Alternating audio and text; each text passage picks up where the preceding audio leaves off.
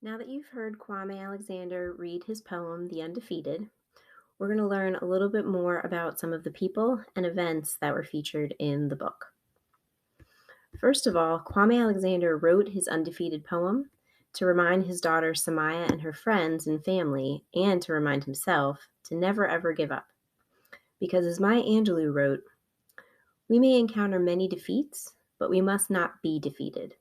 It may even be necessary to encounter the defeat so that we know who we are, so that we can see, oh, that happened and I rose.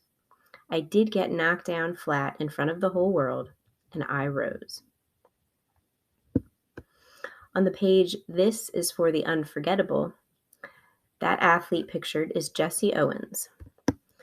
James Cleveland, also known as Jesse Owens, was a four-time Olympic gold medalist in the 1936 Berlin Olympics. He was considered to be the fastest man alive during his lifetime, and his athletic victories helped shatter the myth that white people were the best athletes. On the page with the righteous marching ones, one of those leaders pictured is John Lewis. John Lewis was a politician and a civil rights leader. He was one of the big six civil rights leaders, along with Dr. Martin Luther King Jr., who helped organize the March on Washington in 1963. He was awarded the Presidential Medal of Freedom in 2011 by President Barack Obama. On the page, This is for the Unspeakable, what is pictured is the transatlantic slave trade, which was part of the global slave trade that transported 10 to 12 million enslaved Africans across the Atlantic Ocean to the Americas from the 16th century to the 19th century. The transport of enslaved Africans was known for its brutality and overcrowded, unsanitary conditions of the ships.